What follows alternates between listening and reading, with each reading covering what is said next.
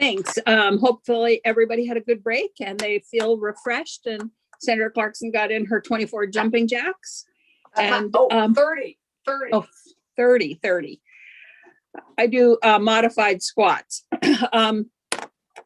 So I think the best way to do this, and committee, correct me here if you think there might be a different way of doing this, is to first hear, so we're talking about kind of this huge issue of mail out ballots and how that worked, and should we continue to do it? So what I think makes sense is to hear first from what I call the good government groups, the VPIRG, the Campaign for Vermont, the League of Cities, League of Women Voters. They're kind of the good, what I consider good government groups. Then hear from the parties, that would be Bruce and Martha. Then from VLCT and the clerks, and then get into the kind of the details of what it would be. But here first kind of the general feeling and the concept, and should we go forward with it? Shouldn't we go forward with it? That kind of thing. And then get into more of the details, and Will can then start, Will and the clerks can start listing the details to us that we may need to pay attention to, and then people can comment on those. Does that make sense to anybody? Sure. Okay. Well, hearing no objections, then we'll start with Paul. So kind of general concepts, and we will get more into details and specific things that we have to pay attention to if we do this or don't do it. Okay, thanks. So Paul? Yes, well, thanks so much, Madam Chair. Again, members of the committee, Paul Burns of VPIRG. And should say that my organization joined with a number of others in submitting some testimony and comments specifically with respect to this question of universally mailed ballots and whether that should become a permanent feature of Vermont's general elections moving forward.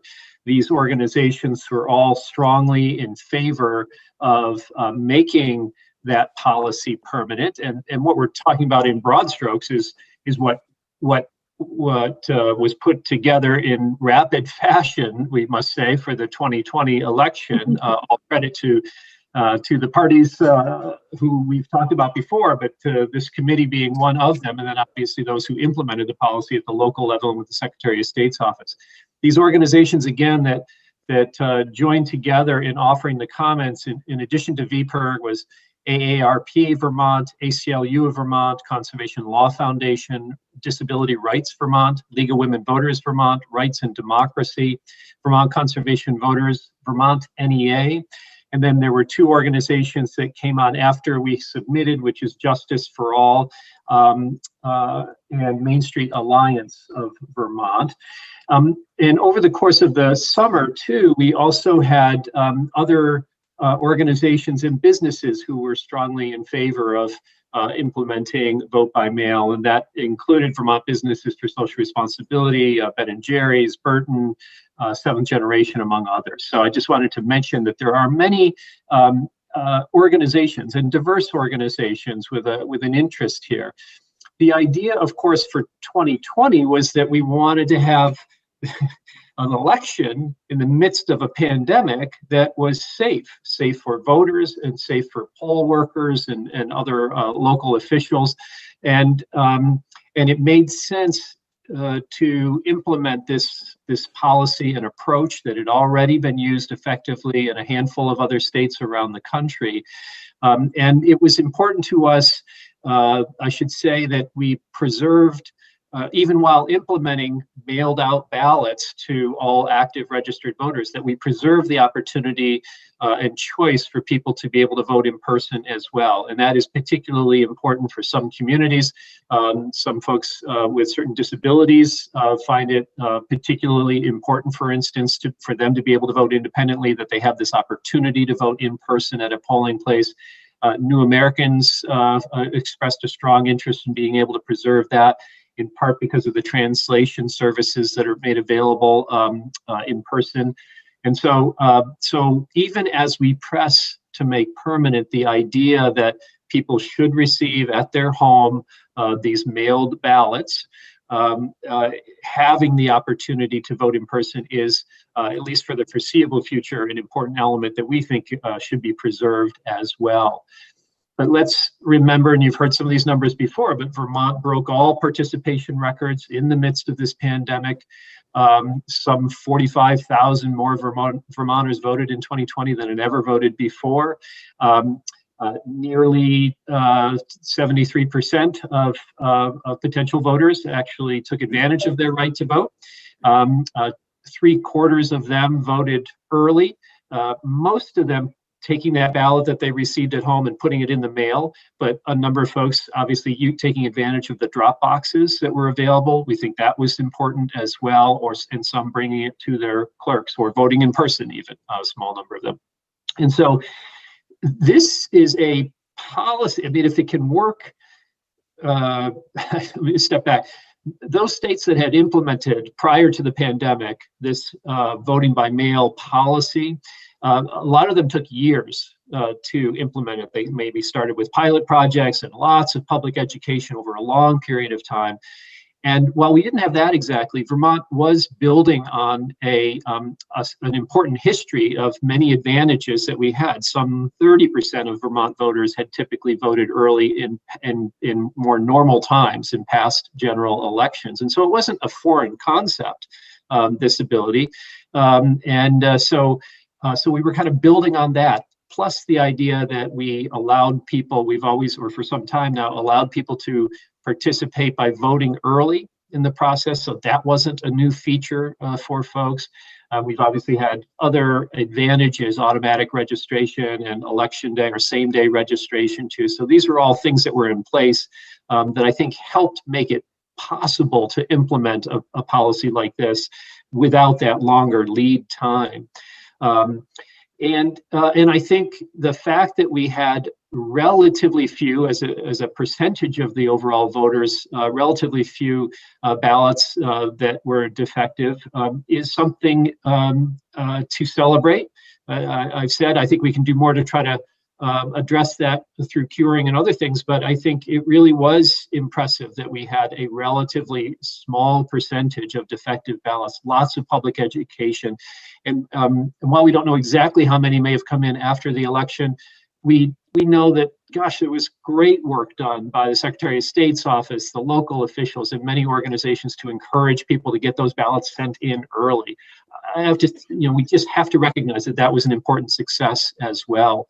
And so, and few, if any, we haven't seen evidence of fraud. We haven't seen evidence of many of the things that folks were concerned about, or some people at least were concerned about or raising objections about early on. And so I think almost an unmitigated success is what we see to move forward on a faster than normal timeline. Let's remember, 1 year ago, this was not being talked about in your committee, this idea that we were going to have vote by mail for 2020.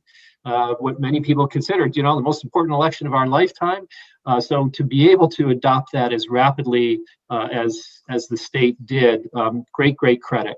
And so now comes the question, should we keep that or not? And from our perspective, it would essentially represent a retreat from a policy that we know works well to engage more voters in the process.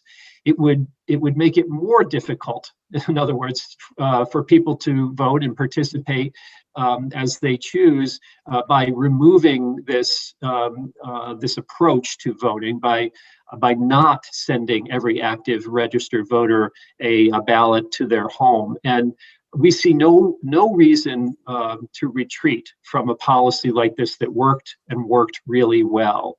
And so, at a time when in some places, it is still challenging to get people to vote, we're always looking for ways to engage more people. Fundamentally, we believe that democracy works best when more people participate. This policy is one of those tools to help make it easier for people to participate, help to get more people involved in the process. There's always more education work that we can do. We're committed to continuing that effort. But I think as a fundamental policy, making sure that those ballots are automatically sent out to registered voters, making sure that there are multiple options for returning those ballots, including the drop boxes and the postage, prepaid postage on the envelopes, and making sure, again, that once they're received, there's pre-canvass and so forth. We've talked about that in other places. But I think those are the fundamental elements that we would like to see preserved and continue to move forward because they worked. And finally, Madam Chair, I would just say we've done, as I think I mentioned in earlier testimony, we reached out to some of our members. We received lots of good responses. Well over 100 people responded to say how much they appreciated having this opportunity to receive their ballots at home. And obviously, tens of thousands of Vermonters filled out their ballots at home and returned them that way when they had never done so before. And lots of folks felt that, in addition to being safer in a pandemic, that it gave them an opportunity to be thoughtful about their ballots as they're sitting at their kitchen table and really considering their choices, and they aren't rushed, and nobody's looking over their shoulder when they're voting, but it's a different process. You can really take the time, you can do the research that you want to, and I just think it's worth mentioning that many of our members raised that as a particular issue of interest for them, something that they felt more comfortable about and felt like a better informed voter, and they felt really good about that. So ease of voting, greater participation, and more thoughtful, informed voters seems like a winning policy to us and one we would like to preserve. Thank you. And I will before we move on to Pat, I will apologize because I left Audrey out when I talked about the good government groups.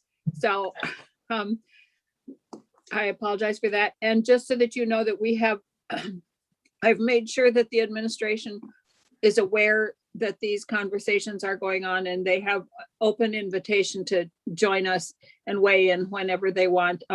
Mainly, I think probably just to listen to the conversations, but I just wanted you to be aware of that. So, Pat? Thank you, Madam Chair. I am president of the Campaign for Vermont Board of Directors. We did submit a letter supporting certainly the voter checklist and sending ballots to registered voters. We also talked about the importance of making sure that voter checklist is scrubbed and is accurate as far as who is registered to vote.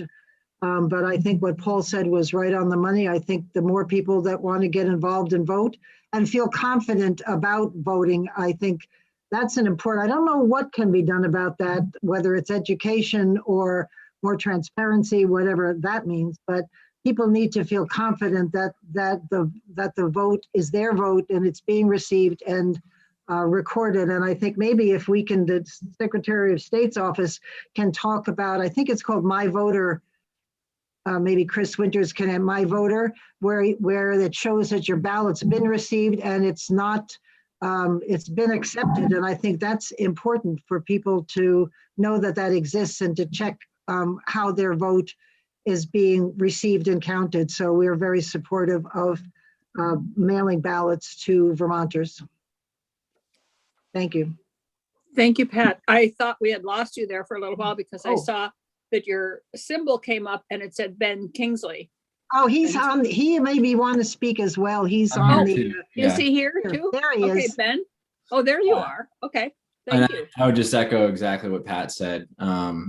This is everything Paul said is right on the money. This is a clearly successful policy in terms of getting folks engaged. There's obviously things that we need to take into consideration, for doing this again, things like how to help town clerks process these ballots when they come in, better voter education around what the expectation is, like what ballot am I sending back, particularly in the primaries and things like that. So things we can do to change the design of the ballot to make it more clear, what I'm supposed to be doing. All of those are positive things and can help on the fringes of this problem. But I think this is a clearly, successful program that, we should support.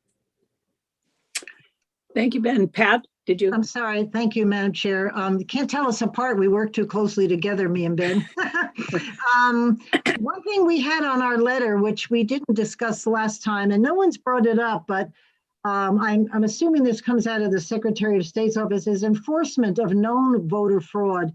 If we were to actually pursue some voter fraud that we know might exist, I think that would clearly deter others from messing around with the system and making it as fraud-free as possible so that voters really feel confident in what's being done and what the process is. So thank you. Yeah, and I Yeah. think just to add to that real quick, you know, and this is not because we think that there's widespread voter fraud. There's obviously no evidence of that. But the problem is when you have people out there that's like, I know of this instance, and you know, see them complaining about it, you know, out in public, it erodes the integrity of the election, right? Right. So dealing with those problems that we might actually know about and pursuing them, you know, and if people see us doing that, that helps to protect the integrity of our election. Agreed. So, and that's just one other like commentary on you know, elections in general and whatnot. But I think that helps to protect the integrity of the election, as in if we do pursue those rare instances we do know of. Right, agreed. Good. Thank you. I added that to the Oh, list here. thank you, that I- Madam Chair. Yeah, I'm sorry I didn't have that on there before. I don't know why. No problem. Thank you. Thank you. Is that comes out of the Secretary of State's office, does it not, for seeking out and identifying people who might be handling? No, I think it's the Attorney General's office. Oh, it is. Oh, okay. Okay, But cool. we there. We can talk about how that might I just think work. once or It's- twice people might Yeah. pay attention and quit fooling around. even shaming. I think that'd be good. So, Stand out with a billboard. We're happy all to see right. that, Madam Chair, whenever the committee wants to hear about it. Yeah, I want to just kind of talk about the general concept first of it. And I noted that as one of the issues that we should address. So I'll go to Lila. Thank you. Lila Richardson with the League of Women Voters.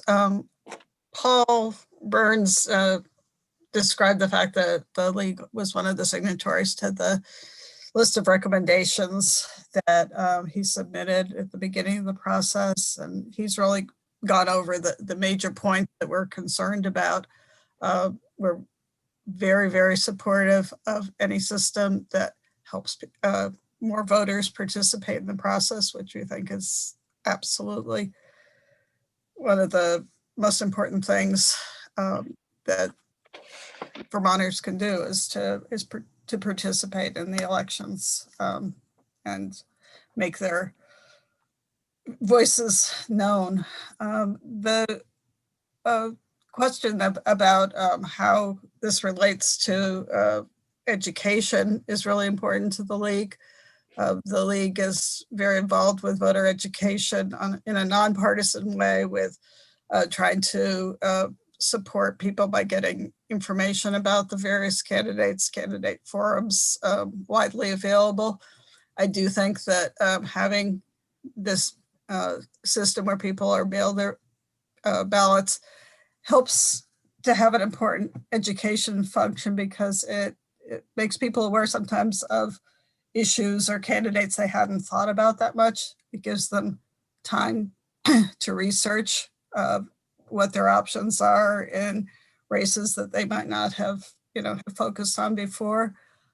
There's a lot of information out there. It's a good time frame for people to get the ballots at the beginning of the period and to have time to do that. And we think it worked very well under, as Paul said, very, very difficult circumstances of the pandemic. We'd like to see the system be made permanent. Great. Thank you. Audrey, would you like to weigh in? Sure. Thank you so much, Madam Chair. Committee members, thank you for your time and attention. This is such a near and dear to my heart, but also to the work that I do. The National Vote at Home Institute is a nonprofit nonpartisan entity that works on this exact issue. And it's not often that I actually get to come to a state and say, you should make the jump and you should mail ballots to everyone. Not everyone has the really spectacular foundation, security processes, dedicated clerks, and all of that ecosystem that serves as the foundation for an elections system that can work in this way. So hats off to the Secretary of State and the clerks and you all for making that happen. So that is my recommendation. I think you should keep the policy. It works. It is secure. It is more accessible. It is safer from a health perspective. And year over year, long term, you actually start seeing large cost benefits as you don't have to replace as much equipment, things like that. And the security aspects are just currently under the technology that we have are just unbeatable. Paper ballots are great. And they make sure that our most important institutions are secure. So, and to touch on something that you mentioned earlier, Senator White, to talk about people participating civically is so important. And these sorts of policies, they actually pull people farther down the ballot. So you start seeing higher rates of voting all the way at whatever the sort of last question on your ballot might be. And so you're seeing that people are spending more time thinking about issues, being critical of what does their government look like, how do they want to express their voice in that government. And we are just so thrilled to see the things that Vermont has done to make this successful. But we want to stress that some of the other issues that this committee has been discussing recently are important to not only to secure the process, but make it more accessible. Just mailing someone a ballot is not always enough. Things like the cure processes and ballot tracking, all of those pieces will fit together to make the gears of this machine work in a way that is most effective. And we're just so happy to lend our support and be here to take any questions or be supportive in any way that might cross your mind. So thank you so much for your time. I really appreciate it. Thank you. So we'll jump to the parties. Martha? Are you here? There you are. Yes, thank you all for inviting me and for taking up these issues. I don't think I have very much to add that hasn't already been said. I completely agree with Paul Burns' remarks and some of the other remarks that have been made. I think it was highly successful.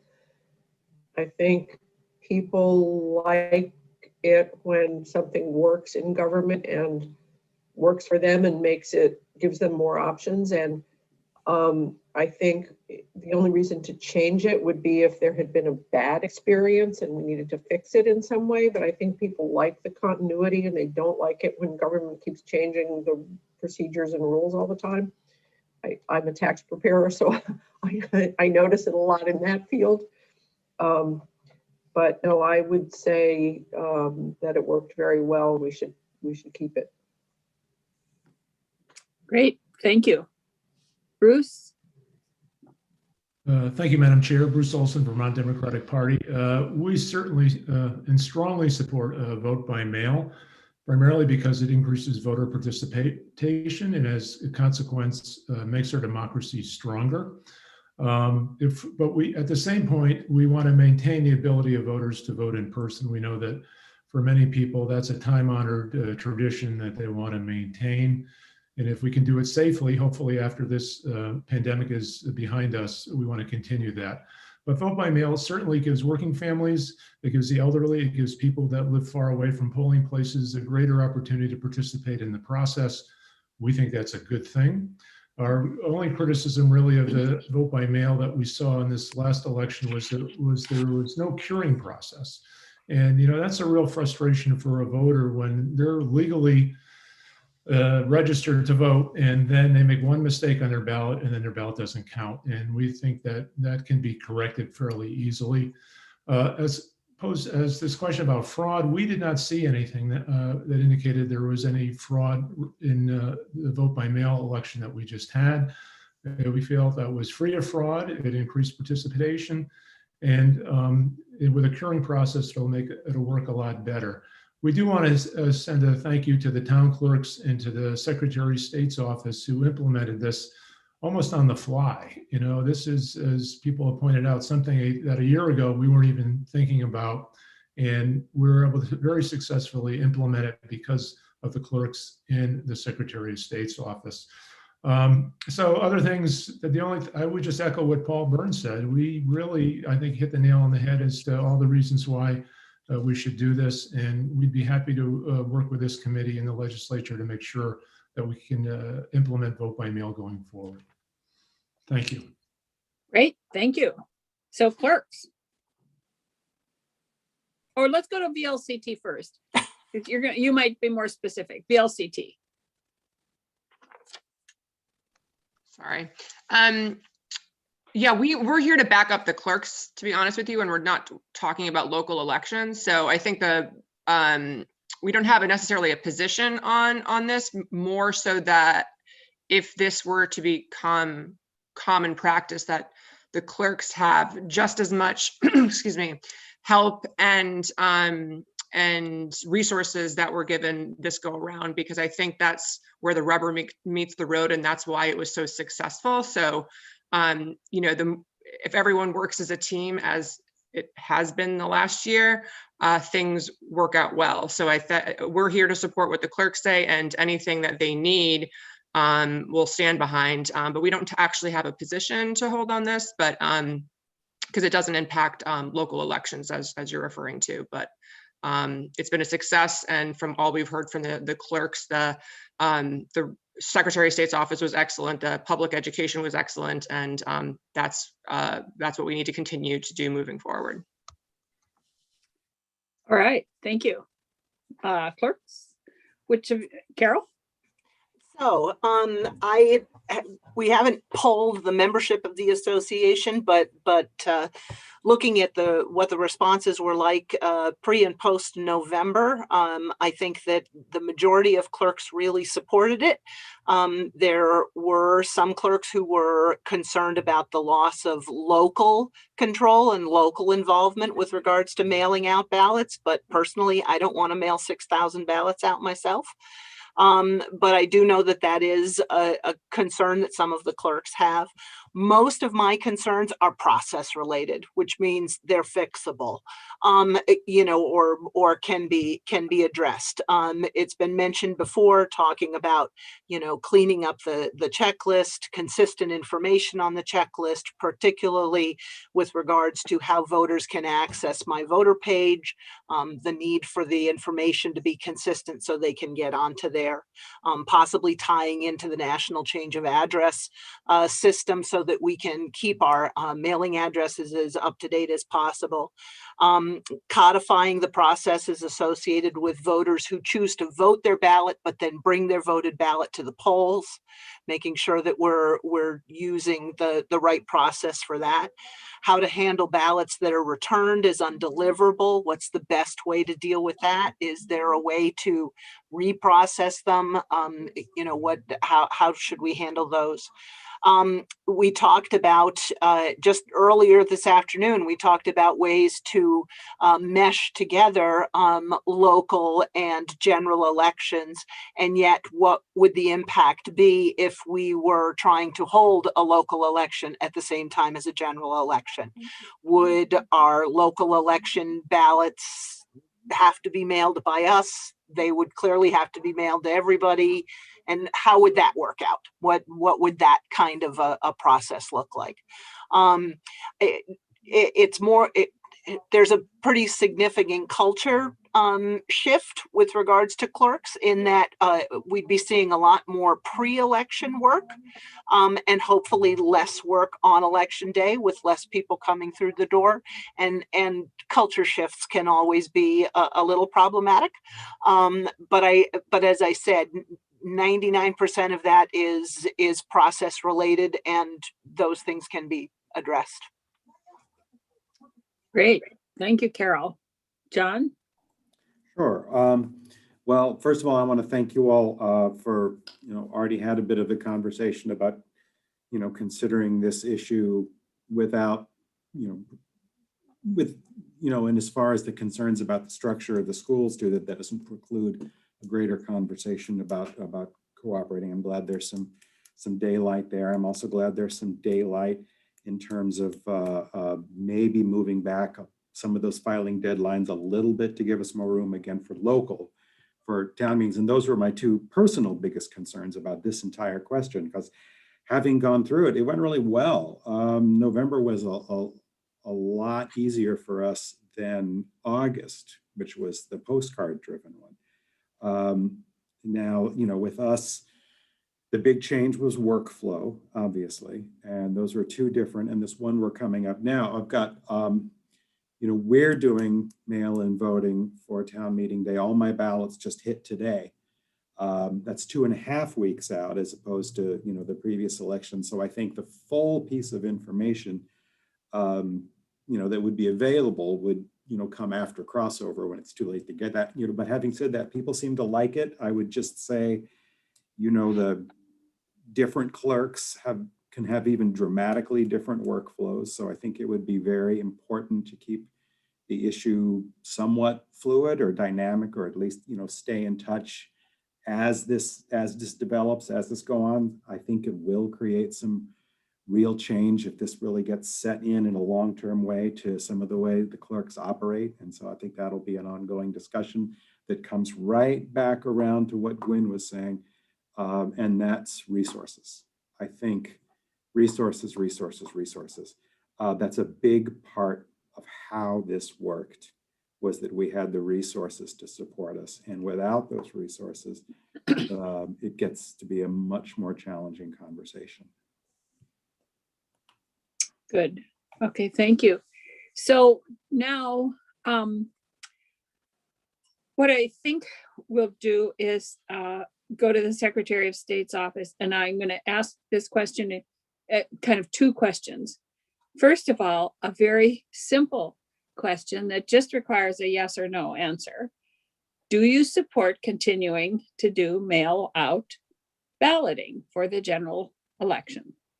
And the second part then is, assuming that you do, which of the issues that have been brought up and that need to be statutorily defined, and which of them are just in that group of things that say that you'll work with the town clerks? I'm not sure how to put that, but there are some things that we need to do, and then some things that we need to give you and the town clerk's authority to do. And what we need to know is what we need to do. Did that make any sense to anybody? A little bit. Thank you, Madam Chair. As far as the first question goes, the answer is a very clear yes, and it's really gratifying to hear all of the support. So much harmony on a committee discussion about a bill is really great to see. I won't go into much more. You asked for a yes or no question. Yes or no answer. The answer is a definite yes. I have a little bit more to say if the chair would allow it. Yeah, I suppose. About why, and I thank you for that. Just because, we said all through the 2020 elections, vote by mail was going to be safe, simple, and secure. We tried to make it catchy and have people remember that voter education piece was so important. So safe, simple, secure, sign, seal, and send your ballot. Well, I'm going to add a fourth S to that. It was safe, simple, secure, and a success. And that's why I think we're talking about it the way that we are today. People had a really powerful and positive experience with that. And as was said by multiple others just before me, we achieved a record-shattering voter participation in the midst of a pandemic. And we accomplished all the goals that we set out for.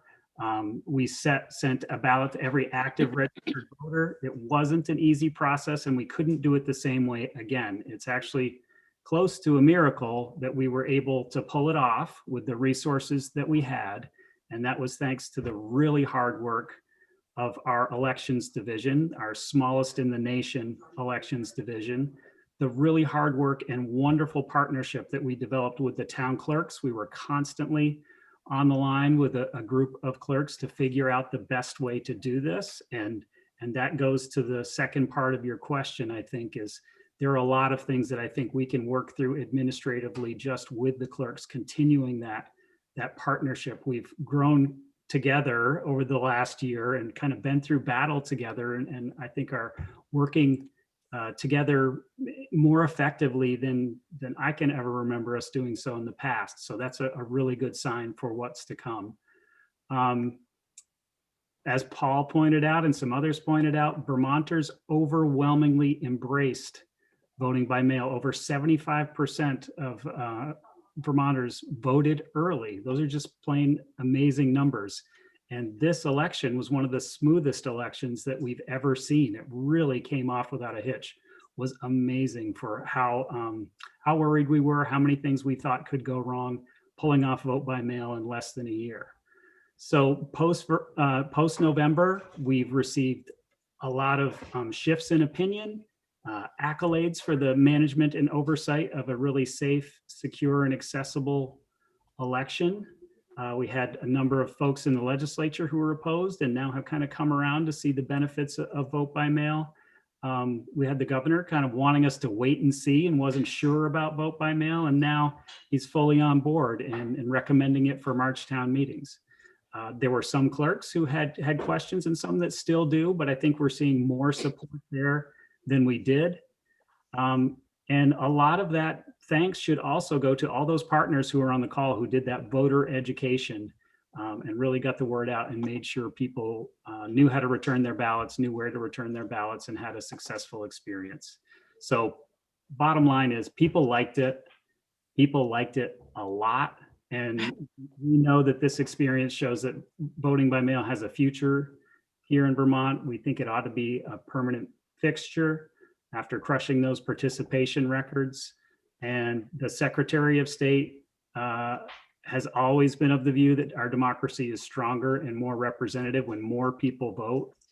And it's worked well for decades in other states. It can work really well here. We saw it work well in 2020. So now to the things that I think we've already talked about putting in a bill that I think go with this vote by mail discussion. And as you've worked through that list, we've already checked off a bunch of those.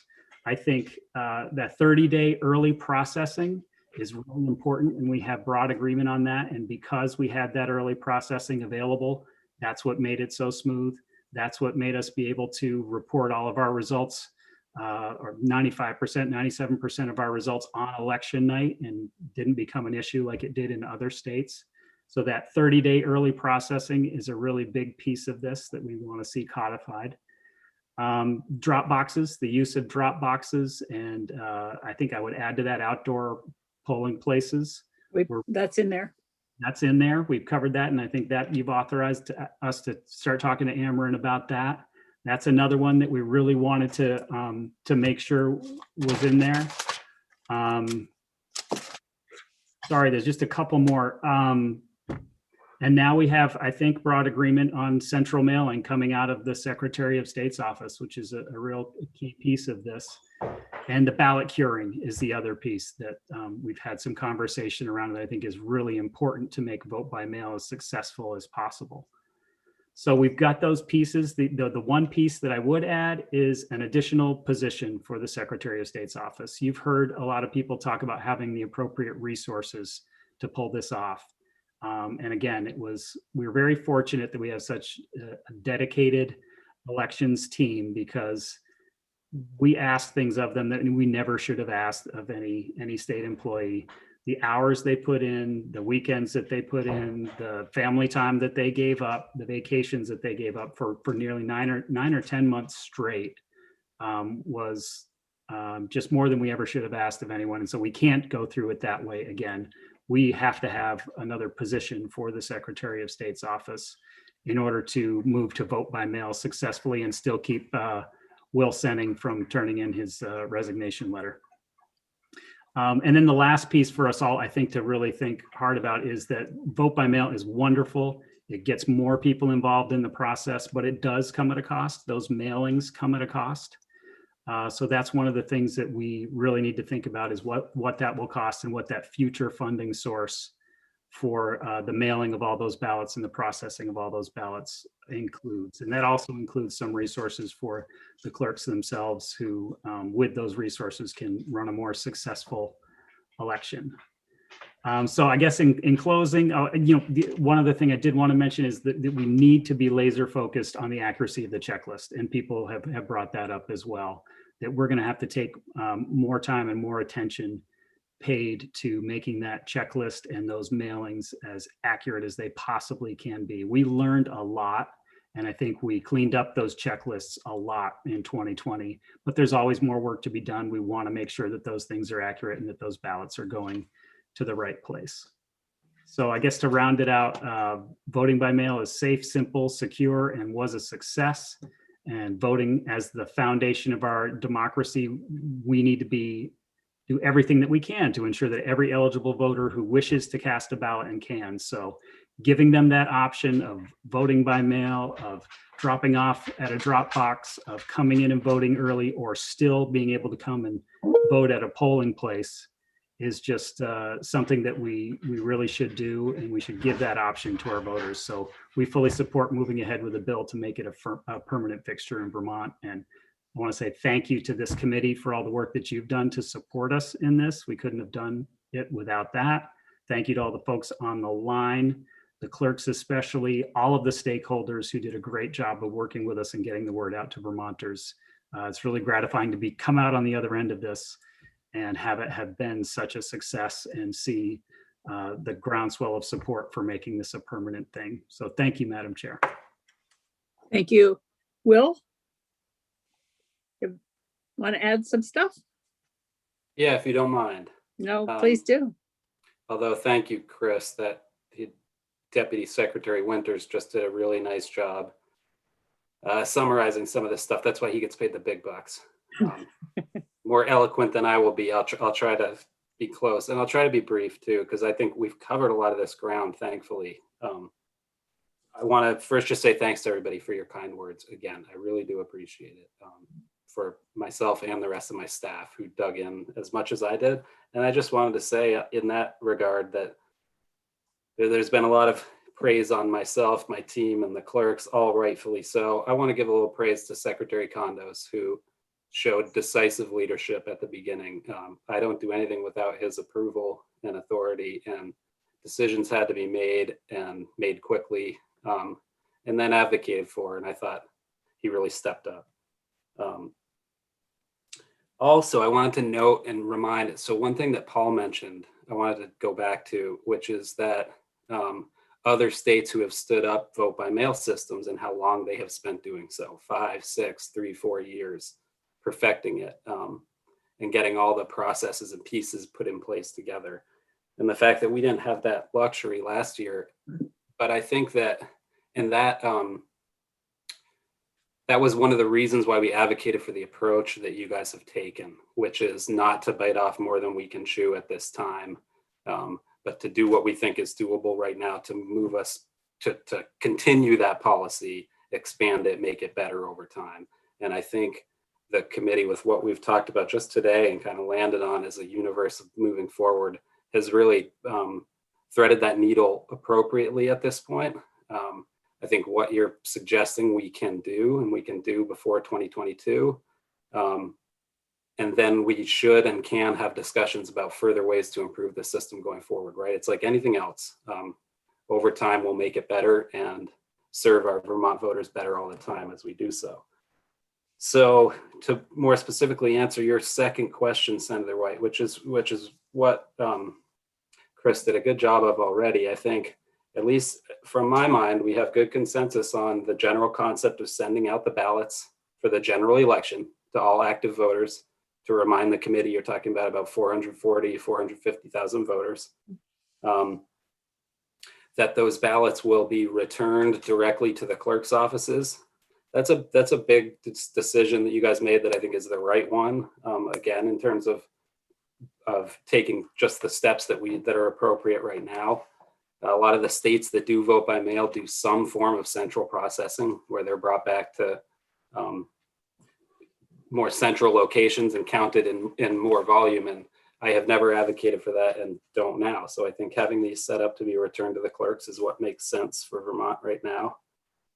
Having the postage paid in both directions. So obviously we pay the postage going out, but we want those return envelopes to be pre-postage paid and addressed back to the clerks to make it as easy as possible for people to return the ballots. And drop boxes. And I think the message that I have previously gotten from the committee is we're going to do some basic requirements around drop boxes and leave a lot of the security and accessibility standards to either guidance or rulemaking done by the Secretary of State.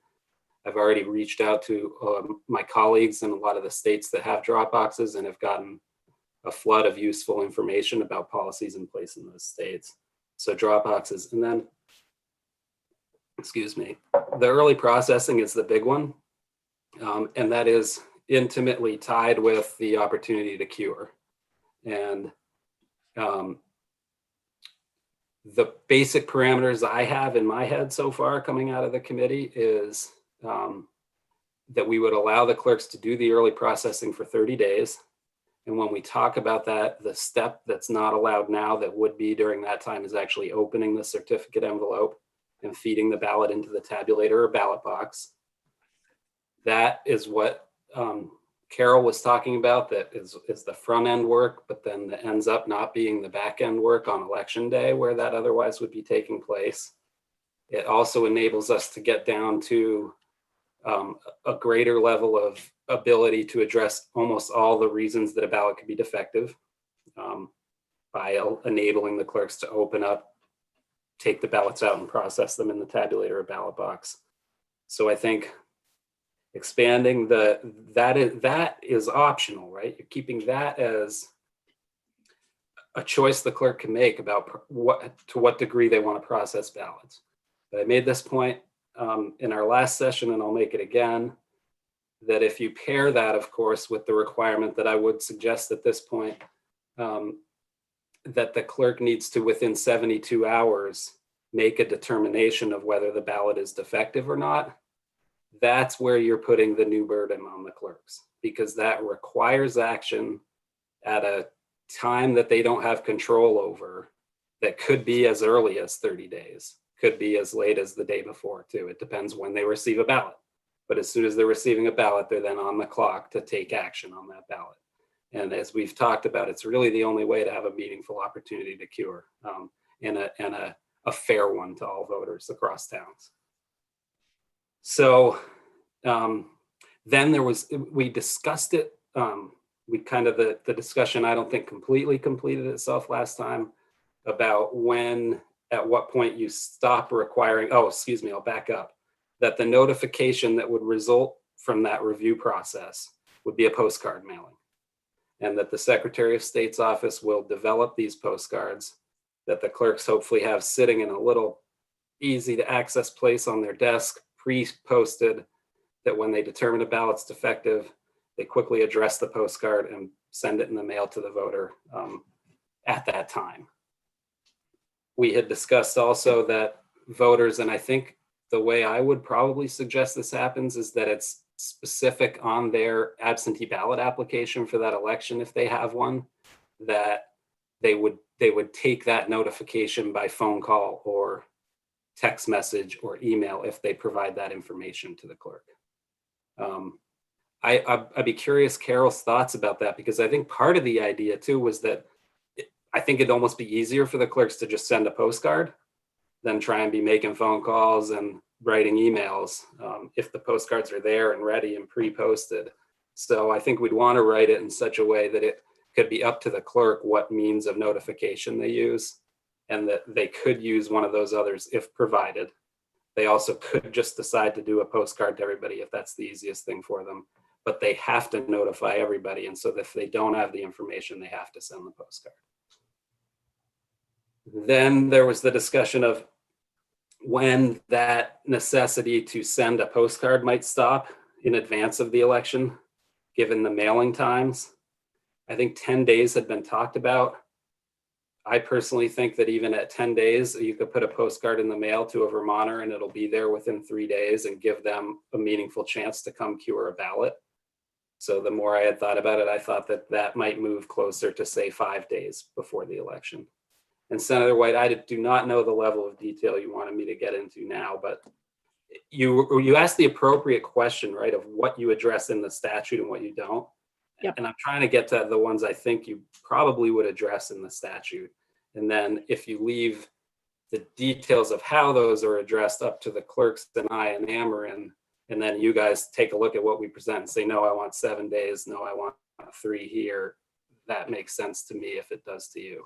Yeah, I think that's where because we need to get to the actual things that need to be in statute and have Amarin the ability to draft them up so that then we can make sure that we're talking about the same thing. And if there are things that need to be in the statutes that we didn't address, right, that you need to bring I'll that get to up a couple us of too. those because there are Okay. a couple of those, I think. But there are a couple too that I think would be better dealing with administratively. And I guess I'll say to you in general, there's a lot that needs to be addressed outside of what we're talking about in the details of this. Of course, that was all I went through last year, but none of it's worthy of putting into statute, I don't think. Okay. Carol talked about how you handle undeliverable ballots that come back to you. And I think that might be worth putting in statute also. And I think that could be part of, and I haven't thought this through entirely, the other part of the curing and defective ballot conversation that we had is sort of appropriate recording of that information in our election management system. And I want to simplify the categories, Carol, of return, right? It should just be that it's returned and counted, it's returned and defective, and possibly a third would be returned and undeliverable. So that I, as a voter, I'm sitting here, I haven't gotten my automatic ballot yet, and I can go and check the My Voter page and say, oh, it went back to the clerk undeliverable. I got to get down there and see what the problem with the address was or vote in person at the office. Try and simplify those categories and put into statute that that's part of the action they need to take. So they need to, when they make the determination, say it's defective, they need to put the postcard in the mail or notify the voter by the other means if they choose to and have them, and mark in the election management system the status of that ballot return, putting in that it was one of those 3 that I just talked about, and that happens in that same 32-hour period too. Hopefully there's less instances of those undeliverable ballots, and it gets to the discussion about the checklist, but I think many of the clerks have used the information that they got from ballots coming back to them to make informed decisions about challenging voters going forward. And if we're just doing it to active voters, they aren't going to get mailed a ballot if they're a challenged voter, and that's not going to get bounced back to the clerk. So hopefully there's less of that, but there will always be some of it, and it's important to address it. The other one, Carol, I forget, I don't think you had flagged this one, but it came up a lot, and I think it might be worth actually putting in the statute also, is a statement about how you handle people who register after the mailing goes out.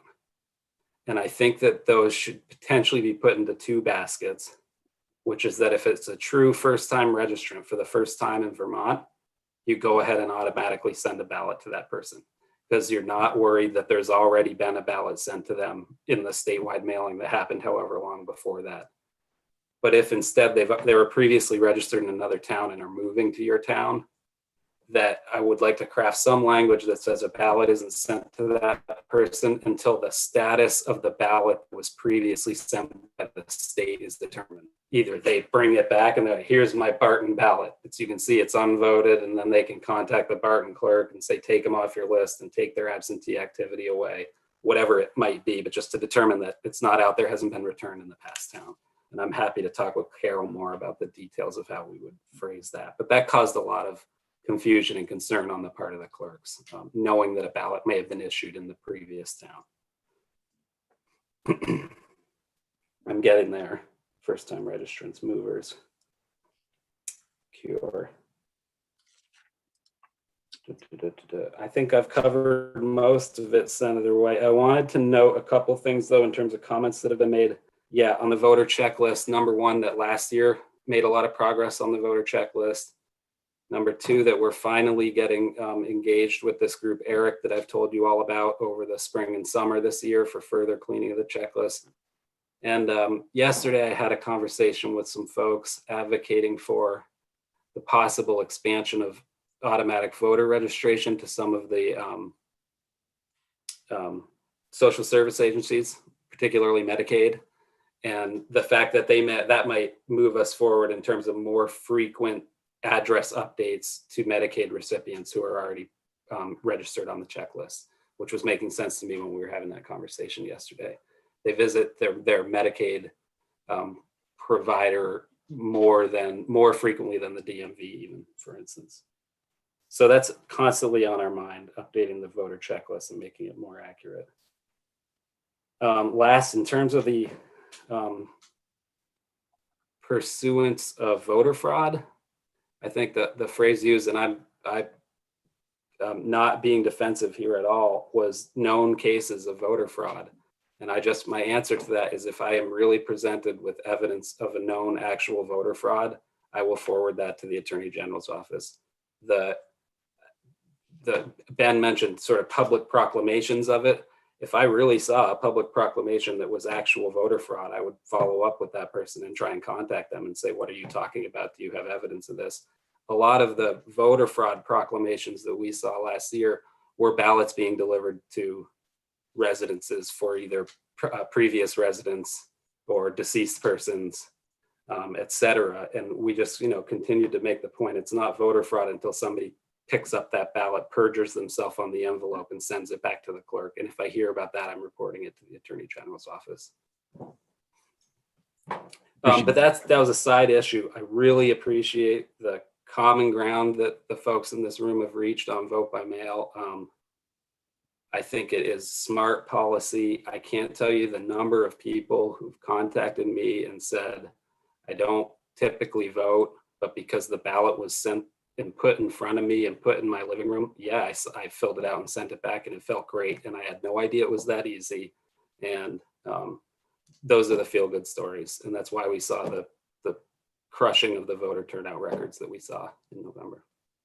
So if you think I've accurately kind of framed up how we're moving forward, then I look forward to bringing back some pen on paper and starting to parse through the details.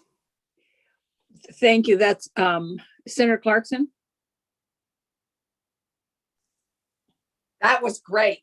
That was great. The whole thing was terrific. It was wonderful to listen to, and just such an extraordinary effort.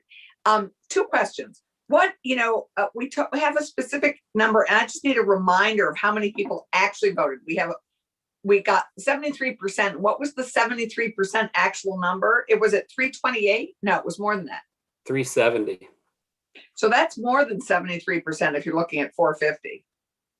370. Okay, great. And my other question is, how many did we actually how many effectively did we take off the checklist as a result of the work around the postcard and the primary?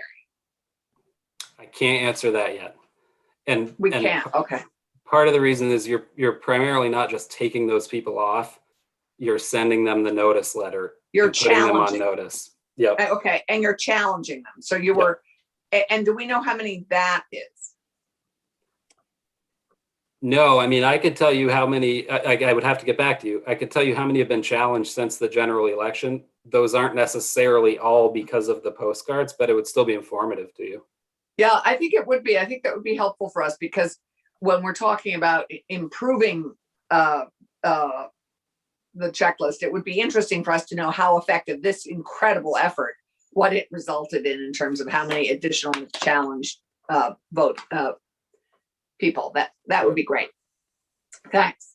And Senator Clarkson, just on a couple of those numbers, I don't want to leave them out there. I want people to be clear that the 75-ish% was of people who actually voted, so voted by mail. No, so, I got that. It was that 73% of the total check of the registered voters had voted, I thought. No. So the total number of voters are somewhere around 500,000. Oh. The 75% was of those 370,000 who voted, 75% of them voted by mail. Right, I got that. And But the total number of people who voted were five. No, we have, I thought you testified that there were 450,000 people on our checklist. Those were active voters after you pull out Right, okay. of about 40 to 50,000 challenged voters, people on the challenge list. And okay, great. But Perfect. I'm And I sorry, just- 370 is about 75% of Yes. 490 of our total universe of voters. Then there were 370,000 ballots cast this year. That's 75% of our total universe of voters. It's great. So I would just like to, point of personal gratitude. I did have a constituent that Will and Chris were very generous in working with, who had thought there was fraud, and it ended up sort of disappearing because it was one of those issues. It was other town or somebody who died. It was not a fraud issue per se. It was a, ballot going to another address, or, to somebody who'd moved. I can't remember what it ended up being, but it wasn't fraud. Thank you. Welcome. So I'm going to ask the committee if they have any questions or concerns or anything about this, and then we'll try to get this written up in a draft form. But first, I just want to acknowledge that the issue of putting more burden, and I acknowledge that is what we're doing here by requiring town clerks to send out some kind of a postcard or some kind of a notification to people who have a defective ballot returned. But I'd like to point out I think, Paul, you sent this to everybody? He did an analysis of what that meant for each town. And I don't know if everybody got that, but it tells there on how many towns received defective ballots and how many they received, and the kind of burden that we would be putting on the town clerks. And it clearly is more of a burden in a larger town but Paul, did you send that to everybody? It's posted on our website, I think. Okay. Isn't that the missive you sent where everybody signed it at the bottom? No, no. This is more recent, and I'm not sure that everybody got that, Senator White. Sorry. Okay. If you could both send that to everybody and also to Gail to post it on the website, because it gives numbers of, and I'm not sure if it's every town, but it gives numbers of in different towns, how many defective ballots, what that would mean in terms of sending out a postcard. And in many towns, it meant nothing. There weren't any returned. And in some there were 5 and in some 10. So it isn't as if we're asking every town clerk to send out 250 postcards. So I thought that was very instructive. I'll send that information to Gail and to the full committee. Thank you. Thank you. So committee, Will. Quick comment. I think that's very useful data. I want to note it's only as is reported to us by the clerk. So yeah, I put that note on there. And I wanted that discussion though made me think of something, and Carol and John, if you're listening. Does the committee want to give me any direction on how we would treat clerks with way less than regular office hours? So I would probably suggest some language that said within 72 hours or the next time you have regular office hours, potentially. Say the ballot lands on a Wednesday, you're not going to ping them if they're not in until the next Monday. Yeah, I think you need to have that flexibility. Yeah. Because we don't want town clerks to feel that they have to every day go in and check their mail if they. Do I have to be checking? That was the questions you would get. Yep. So do committee members have any questions or comments or anything to any of the people who've spoken to us or about any of the issues right now? Nope. Senator Polina? You're muted.